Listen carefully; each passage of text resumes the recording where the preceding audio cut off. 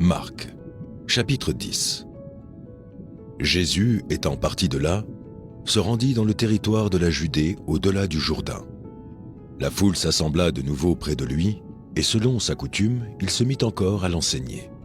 Les pharisiens l'abordèrent, et pour l'éprouver, ils lui demandèrent s'il est permis à un homme de répudier sa femme.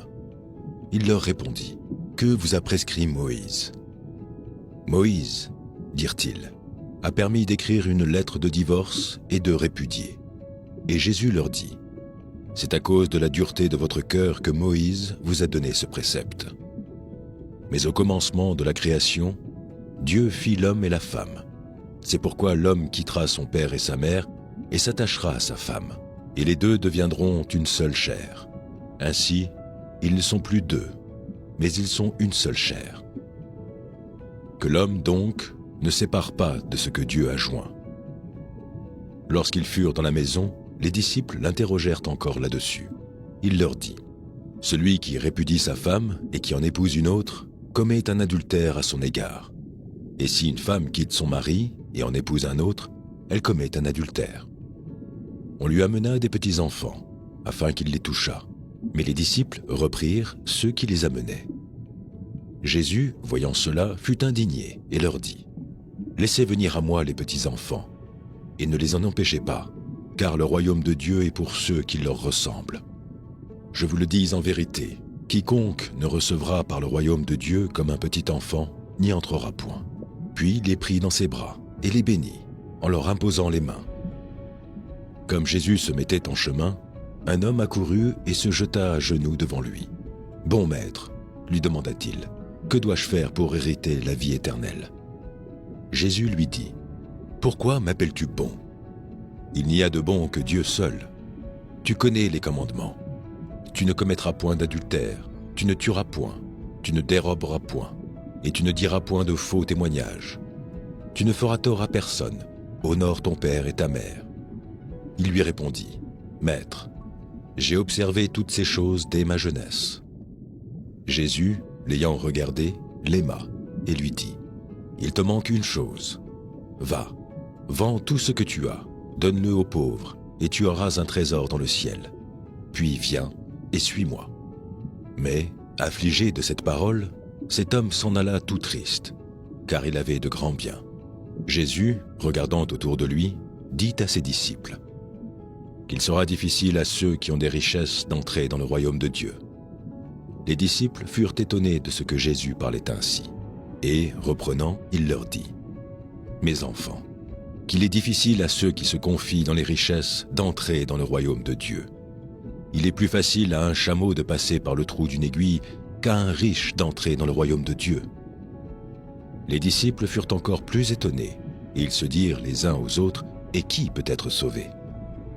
Jésus les regarda et dit, « Cela est impossible aux hommes, mais non à Dieu, car tout est possible à Dieu. » Pierre se mit à lui dire, « Voici, nous avons tout quitté et nous t'avons suivi. » Jésus répondit, « Je vous le dis en vérité, il n'est personne qui, ayant quitté à cause de moi et à cause de la bonne nouvelle, sa maison, ou ses frères, ou ses sœurs, ou sa mère, ou son père, ou ses enfants, ou ses terres, ne reçoivent au centuple, présentement dans ce siècle-ci, des maisons, des frères, des sœurs, des mères, des enfants et des terres, avec des persécutions et, dans le siècle à venir, la vie éternelle. Plusieurs des premiers seront les derniers, et plusieurs des derniers seront les premiers. » Ils étaient en chemin pour monter à Jérusalem, et Jésus allait devant eux. Les disciples étaient troublés, et le suivaient avec crainte. Et Jésus prit de nouveau les 12 auprès de lui, et commença à leur dire ce qui devait lui arriver.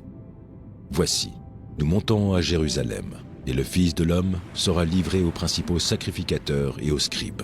Ils le condamneront à mort, et ils le livreront aux païens, qui se moqueront de lui, cracheront sur lui, le battront de verges, et le feront mourir, et, 3 jours après, il ressuscitera. » Les fils de Zébédée, Jacques et Jean, s'approchèrent de Jésus et lui dirent, « Maître, nous voudrions que tu fisses pour nous ce que nous te demanderons. » Il leur dit, « Que voulez-vous que je fasse pour vous ?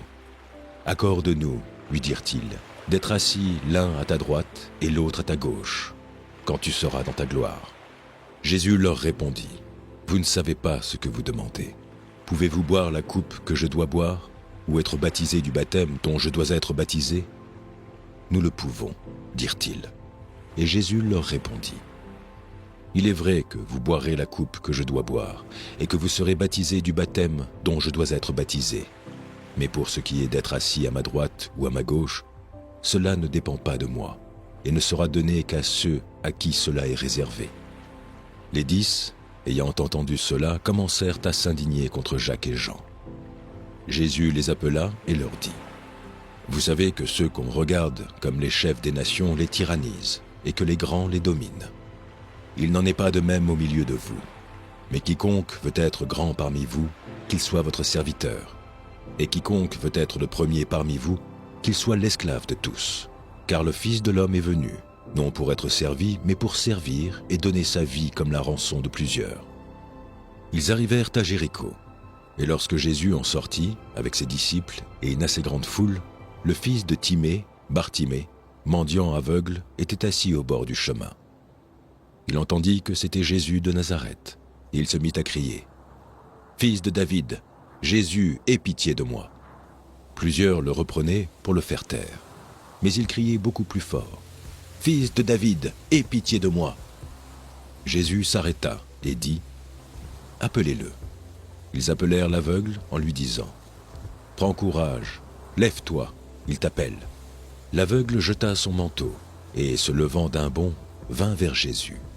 Jésus, prenant la parole, lui dit, « Que veux-tu que je fasse ?»« Rabouni, » lui répondit l'aveugle, « que je recouvre la vue. » Et Jésus lui dit, « Va, ta foi t'a sauvé. » Aussitôt, il recouvra la vue et suivit Jésus dans le chemin.